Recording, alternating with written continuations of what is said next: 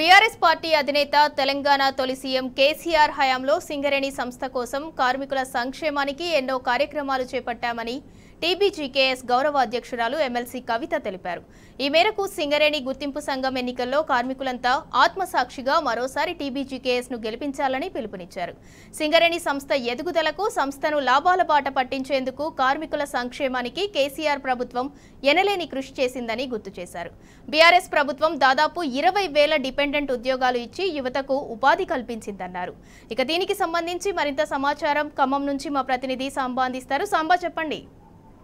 సింధూరా, తెలంగాణ బొగ్గు గని కార్మిక సంఘం ఏదైతే ఉద్యమ ఆకాంక్షలతో తెలంగాణ కొంగు బంగారు సింగరేణి ప్రాంతంలో ఉద్యమించిందో మళ్ళీ తెలంగాణ బొగ్గు గని కార్మిక సంఘం ఈసారి ఎన్నికల్లో పోటీ చేస్తుందని ఆ సంఘం గౌరవ అధ్యక్షురాలు ఎమ్మెల్సీ కవిత ప్రకటించినటువంటి నేపథ్యంలో ఆత్మ ప్రమోదానుసారం గడిచిన 10 ఏళ్ల కాలంలో తెలంగాణ రాష్ట్ర వ్యాప్తంగా విస్తరించినటువంటి సింగరేణికి తెలంగాణ బొగ్గు గని కార్మిక సంఘం అట్లాగే ప్రభుత్వం చేసినటువంటి మేళ్లు దాన్ని చూసి ఆత్మ ప్రబోధానుసారం ఓటు వేయాలని ఆమె పిలుపునిచ్చారు. 4 అంశాలను ఆమె ప్రధానంగా ప్రస్తావించారు.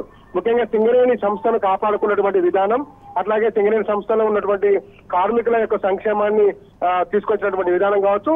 దాంతో పాటు కారుణ్య నియామకాలు, తెలంగాణ ఆవిర్భావానికి ముందే పోయినటువంటి దాదాపు 20 ఏళ్ల ముందు పోయినటువంటి కారుణ్య నియామకాలను మళ్ళీ తీసుకొచ్చినటువంటి ఘనత బీఆర్ఎస్ ప్రభుత్వాన్ని, అట్లాగే ముఖ్యమంత్రి కేసీఆర్ ఆ రోజు తీసుకొచ్చినటువంటి నేపథ్యంలో మళ్ళీ వాటిని చూసి ఓటు వేయాలని చెప్పి కూడా ఎమ్మెల్సీ కవిత పిలుపునిచ్చారు. దాంతో పాటు తెలంగాణ బొగ్గు గని కార్మిక సంఘం ఆవిర్భవించిన తర్వాత 2017లో గుర్తింపు సంఘంగా దాదాపు 11 డివిజన్లు ఉంటే 9 డివిజన్లో విజయం సాధించినటువంటి ఒక చరిత్ర ఉన్నది. రికార్డు స్థాయి మెజారిటీ అనమాట. ఇన్ని చోట్ల ఇన్ని డివిజన్లలో ఎప్పుడు కూడా సంఘాలు ఎప్పుడు కూడా ప్రాతినిధ్యం రాగలేవు.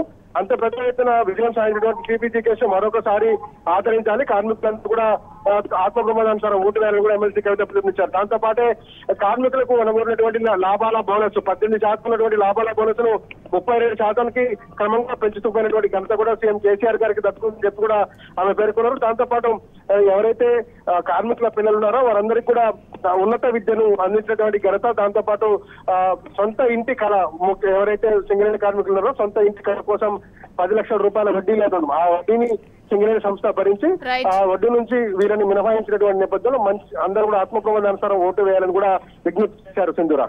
Right, thank you Samba.